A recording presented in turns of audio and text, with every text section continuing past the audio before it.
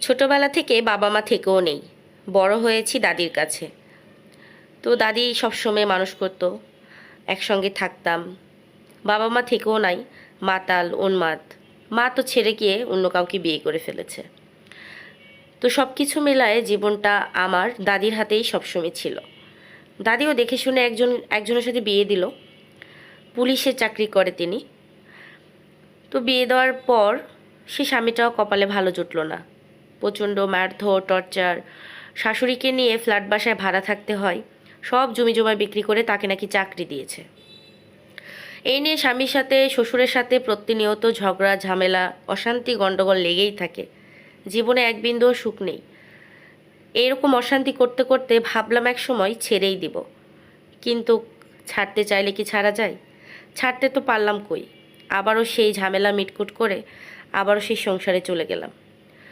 এরকম করতে করতে রীতিমতো আমার কোলে একটা ছেলে সন্তানের জন্ম হয়।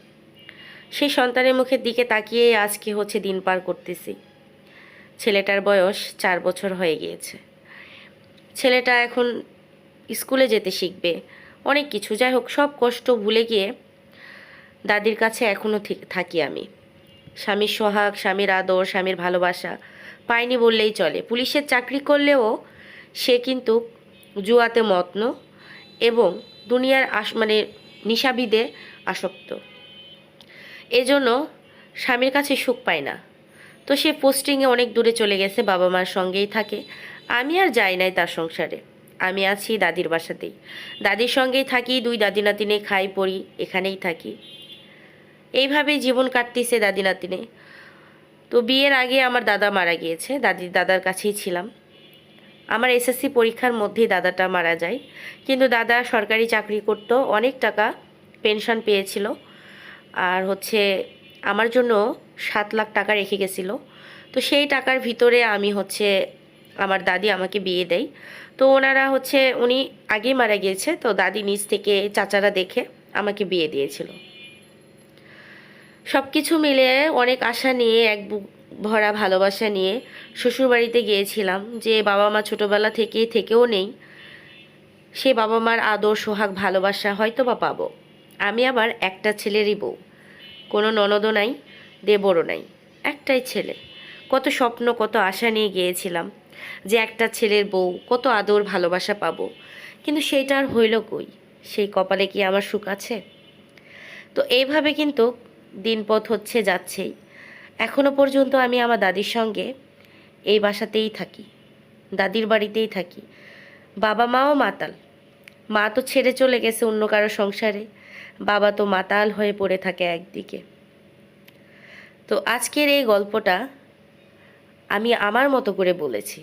আমার খুব কাছের একজন মানুষ, খুব কাছের একজন বন্ধুর আমি এই গল্পটা শেয়ার করেছি। আমি নাম মেন করব না। তো যদি আমাকে, আমার পরিচিতি যারা চিনে থাকবেন, তারা অবশ্যই আমার এই গল্পটা শুনে তার সঙ্গে হয়তো আমি মিল খুঁজে পেতে পারেন। তো অ্যাকচুয়ালি এটা আমার একটা খুব ভালো বন্ধুর একটা সম্পর্ক।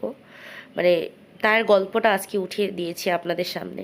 সত্যি মানুষের জীবন কত কষ্টে বাঁচে, তাই না? আমরা কত সুখী আছি, বাবা মার ভালোবাসা, স্বামী সোহাগ সব কিছু পাচ্ছি।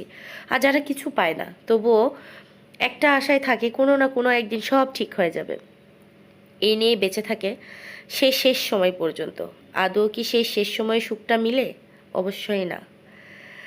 শুরু থেকে যদি ভালো না হয়, শেষও ভালো হয় না। যদি আল্লাহ তাআলা ভালো করে, সেক্ষেত্রে বা হইতেও পারে। তো যাই হোক, আজকে কথা বলতে বলতে আমার মজাদার কচু আর বেগুনের রুই মাছের পেটি দিয়ে ঝোল রান্না শেষ, আর সঙ্গে লাল শাক ভাজা। রেসিপিটা নাই বললাম। জীবনে ছোট একটা গল্প নিয়ে আজকের ভিডিওটা শেষ করতেছি। তো আজকের ভিডিওটা এবং গল্পটা আপনাদের কাছে কেমন লেগেছে অবশ্যই কমেন্টে জানাবেন। ভালো লাগলে নতুন নতুন গল্প নিয়ে আবারও চলে আসবো আপনাদের সামনে। দেখা হচ্ছে নেক্সট ভিডিওতে। আল্লাহ হাফেজ, আসসালামু আলাইকুম।